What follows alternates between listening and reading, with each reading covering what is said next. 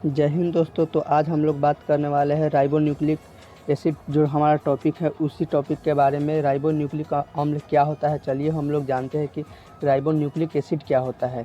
जब आरएनए की संरचना डीएनए की तरह होती है, जो आरएनए होता है उसी की संरचना डीएनए की तरह होती है।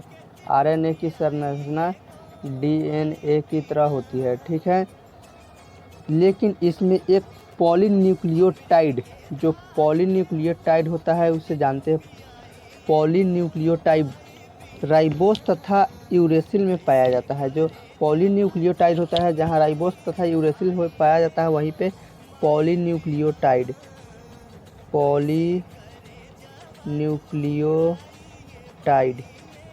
जो पॉलीन्यूक्लियोटाइड होता है वह राइबोस तथा यूरेसिल में पाया जाता है।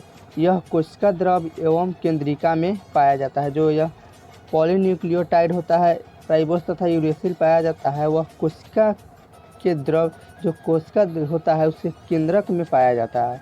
इसमें पाए जाने वाले न्यूक्लियोसाइड को राइबोसाइड कहते हैं। जो इसमें न्यूक्लियोसाइड पाया जाता है, जो इसमें न्यूक्लियोसाइड पाया जाता है, उसको हम लोग क्या कहते हैं, राइबोसाइड कहते हैं। हम लोग उसे राइबोसाइड कहते हैं, उसे हम लोग क्या राइबोसाइड कहते हैं। आरएनए 3 प्रकार के होते हैं। अब देखिए यहाँ आरएनए 3 प्रकार के होते हैं, तो चलिए हम लोग जानते हैं आरएनए 3 प्रकार के कौन प्रकार का होते हैं, कौन कौन होते हैं, चलिए हम लोग जानते हैं। तो चलिए देखिए यहाँ हम लोग को आरएनए 3 प्रकार के होता है, देख लेते हैं कौन कौन है आरएनए 3 प्रकार के। देखिए यहाँ फर्स्ट में देखिए, यहाँ आरएनए है 3 प्रकार के हैं, एमआरएनए, टीआरएनए और आरआरएनए।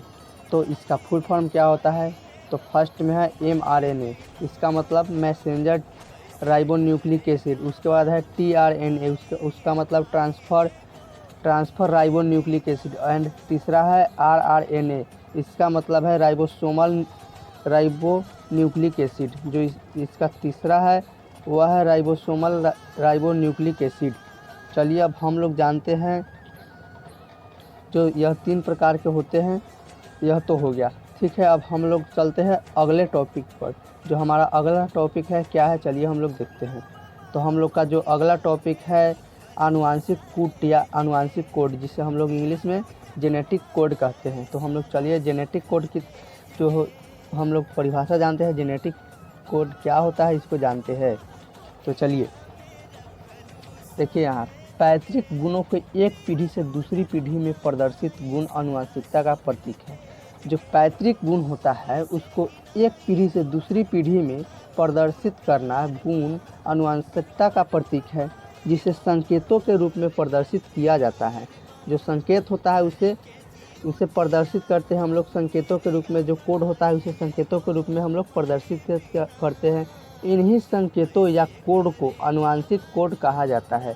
आनुवंशिक कोड 4 प्रकार के होते हैं। तो चलिए हम लोग जानते हैं जो आनुवंशिक कोड हमारा होता है वह 4 प्रकार के कौन कौन से होता है। तो चलिए हम लोग देख लेते हैं। एक में हम लोग देखिए ए से एडिनिन,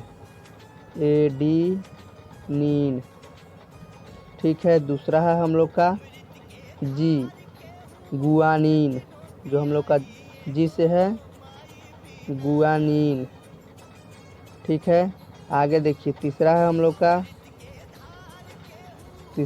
लोग का टी यानी थाइमीन। एंड चौथा है हम लोग का साइटोसिन।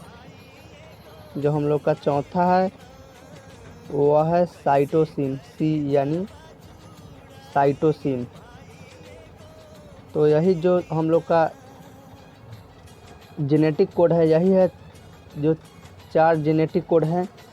एजीसीटी या एजीटीसी बहुत ही कहना ठीक है, क्योंकि जो 4 प्रकार होता है, जो लाइनिंग से ए से एडिनिन, जी से गुआनिन, टी जो टी से है थाइमिन एंड सी से है साइटोसिन। तो यह जो हमारा जेनेटिक कोड होता है वह 4 प्रकार का होता है, एजीटीसी यानी adenine, guanine, thymine and cytosine. तो चलिए दोस्तों आज का हमारा जो टॉपिक हुआ समाप्त। अब हम अगले जो वीडियो बनाएंगे उसमें हमारा फर्स्ट टॉपिक रहेगा प्रोटीन संश्लेषण, यानी प्रोटीन सिंथेसिस क्या होता है। जो हम लोग का जो अगला टॉपिक रहेगा अगले वीडियो का, प्रोटीन सिंथेसिस क्या होता है, यानी प्रोटीन संश्लेषण। तो चलिए आज का जो हमारा वीडियो समाप्त हुआ।